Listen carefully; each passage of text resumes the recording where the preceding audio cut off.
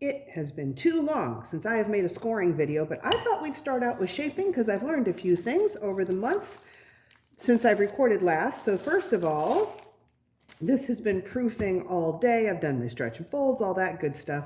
And here is my sample jar. Do you use a sample jar? And you can see right here that I have a little pink line that shows where I started, and I like for that to be about doubled if the bread flour is not warm. If it is warm, I'll go with less than doubled because it's going to continue being warm and growing a bit in the fridge. But doubled is good since the bread dough is cold. And I'm going to take my cellophane off. And I do this a little bit different than I did before. Somebody made a comment that I needed to work on my shaping. They're absolutely right. I do. I'm not an expert at sourdough. I'm just a dummy who records her mistakes. Let me get my, it's kind of a bench scraper. It's a plastic scraper. I use these for all sorts of purposes with my bread. I'm going to cut it in half. This was 1,000 grams of flour and 70% hydration. By the way, I no longer do 100% feeding. I learned from Hendrik at the Bread Code that you should feed your starter in the same ratio that you tend to make your bread. So my bread is most often 70%, and now I feed my starter instead of equal parts flour and water. If I use 100 grams of flour, I do 70 grams of starter. Of water. Geez Louise. Okay, I'm gonna do a rough shape here. And then we're gonna let this rest, both of these, for half an hour, which I didn't used to do. But I learned that the reason why you are letting it rest is because when I made that cut through there to split it, I severed the gluten strands. And now I want them to recover. But I don't want to completely squish all of the air out of that dough. And I'm going to go ahead and put this over top of it. That's my saran that has no stick spray, sprayed on one side of it. And now I'm going to shape this one. Again, this is just a loose shape. I'll do the tight shape later to develop a little more gluten in here and let it kind of heal itself back up again. All right, that's my initial shape. I am going to leave these sit for 30 minutes and then I'll come back and they should be relaxed, and then we'll do the final shaping. And I'm going to put this bowl over top of this because that's what's going to sit on top of my Banneton and keep it from hitting the air during the night when it cold proofs. We'll be back in just a second after half an hour has gone by. I'm back and it's time to do final shape on the bread. I do want to show you that little sample jar.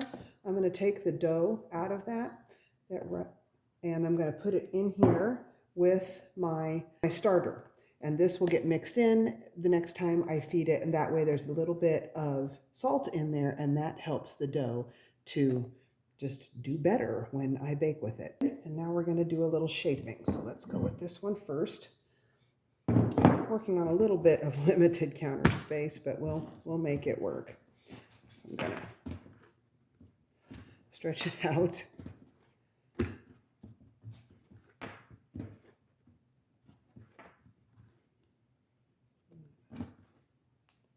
Fold those over into an envelope. I'm not squishing it. I'm just trying to get it nice and tight. And now to further tighten it, I'm going to move around and around with my hands in one direction, pulling it against the counter. The counter, by the way, is just a dry, regular counter. Gives it a little bit of grip down there at the bottom. Okay, that's probably good. Turn it over. Set it in my Banneton, put the bowl over it. That will go in the refrigerator with this one. So let's pull this one over. Same thing. Start the initial shape the same way. Not trying to flatten it, just trying to stretch it out enough that I can do some folding to create a loaf. Okay. So 1, and 2. And now I'm going to take what appears to be the narrowest end, do a little pull and fold, pull and fold, pull and fold until we get it all together. And now again, do a little shaping here. If there's really big bubbles, I'll squish them out, but I've learned that as I shape often, they kind of take care of themselves. That's kind of a large one right there. All right, keep going. And for my final, I'm going to pull it into a batard shape. It's a little lopsided there. I'll flip it over. And now I am going to do some stitching on this one just to do a little bit more tightening of the dough. Make sure I have a nice tight surface to work on. And now I'm going to take this cellophane that I've been using all along and I'm going to put it on top of this. All right, that's it. Now we're going to go in the fridge overnight and I'll see you in the morning to score one of these loaves. Here are the tools for this bake and score. I've got my Bread Basics bread sling. I have an affiliate link for that down in the description box. I have my UFO lawn. I have rice powder in a little shaker bottle, and I have a bottle of water to spray. I also have a wooden skewer and my Wilton cake stand. All of the links for these things are down below. I'm going to take the much used cellophane off. I am going to move my turntable to the side and I'm going to take my bread sling, put it just like this, bring this back, that on top, and I'm going to flip. Hoping I got it pretty much centered on the bread sling. I'm not certain I did. That's okay. It'll be all right. As I've said before, I love this bread sling because it's got the nice long handles and it gets out of my deep Dutch oven really easily. Alrighty, I'm going to spray my loaf with some water. I use that towel in my Banneton, by the way, because I lost the liner. And when I just want to do a simple score, just to slash, it leaves some nice texture there. And now I'm going to take the the rice flour, and I'm going to sprinkle it all over. This is going to give some contrast so that my design shows up. This is a design I've started doing recently. It's really easy. Even if you're just starting, I think that you can do this one. Roses are simple because they're not exacting. All right, I'm going to take my lawn and I'm going to just start, let me turn it this way so you can see it. It's easier for me to go the other way.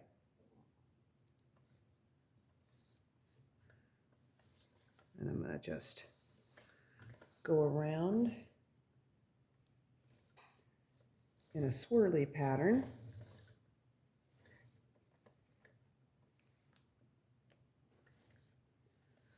The turntable comes in so handy for things like this.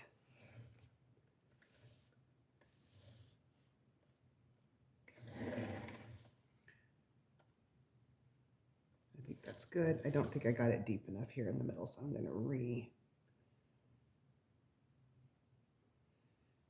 rescore that. Alrighty. I'm going to go ahead and draw a couple of leaves on just so that I make sure I don't make them too big or out of proportion, which tends to be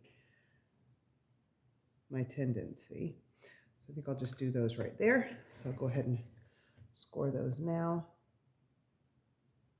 Leaf, leaf, real easy to erase with your finger if you make a mistake with the skewer. Now, I'm going to just do a little line down the middle like you have with rose petals and a couple of lines. This is in essence an upside down weak stalk. Alrighty, now I'm going to do the same thing right over here. So I think I'll make this one a little higher on the top. These particular razor blades seem to get dark in the middle like that. I don't know why. They're the one-sided ones. I usually use double-sided, but the advantage of this is I can put my finger here just like this and not cut myself, which I've done before with the regular ones. This rose is going to be a little bit bigger, which is perfectly fine. Okay, I think that's good. I'm going to, again, draw a couple of leaves. Think about where I want them. I think I'll do one up a little higher here and a little bit bigger just for fun. And another leaf right there. Yeah, that looks good. So now I'm going to do my little line down the center, very light. Whoops, I should have done the leaf first. That's okay, I'll do the leaf second. Let's do a leaf around that. And now, leaf coming out from behind it. And I'll just do one little set of lines because we don't have enough space to do a second one. Now I'm going to take this, and I've learned this is important with this score, and I'm just going to draw a nice swirly line for my main score, because if I don't, it can go kind of straight and not look quite as decorative. And now I'm going to take that same lom, very firm hand here, nice and deep. I'm just going to cut all the way through on that. Make sure I got it on the end so it doesn't get that funny little thing. And there we go. That is our score. I'm going to dust the flour off and I'll put it in my Dutch oven. I've got it heated to 500 in the oven right now. I will move the heat down to 425 once I get this in the oven, and I'm going to bake it for about 40 minutes. I have a reason for doing that. In the past, when I've baked it less, it's underbaked on the bottom, so it seems that these big loaves of 500 grams flour need more time. Alrighty, so we'll see you at the Dutch oven reveal. Let's see how our rose loaf, oh, that came out beautiful. Look how pretty, and even sitting underneath the Dutch oven lid, it got a little bit brown. So there's our roses. That looks really good, nice belly. It is a little broken right here, but I can live with that. So I'm just gonna pop this back in the oven at 425 for about 15 minutes until it's as brown as I like, because right now it's pretty much baked all the way. And we will see you with the final results. Here is the final results of this double rose loaf. I really like this bread sling because just moments after taking it out of the oven, I can already turn it around. So that rose turned out absolutely beautiful. Got a nice ear on that side. Here is the other rose. This one tore up a little bit. Probably shouldn't have brought my rose petals up so close to the center score, but that's okay. And around to this side, so it's really pretty. Thank you so much for watching. If you could do me a quick favor and give the video a squish on the like button, that helps tons for people to be able to find the video. Do comment down in the comment section. Tell me what you think about this video, and if you like these types of videos, please consider subscribing. Thank you so much, and we'll see you on the next one. Bye-bye, and be blessed.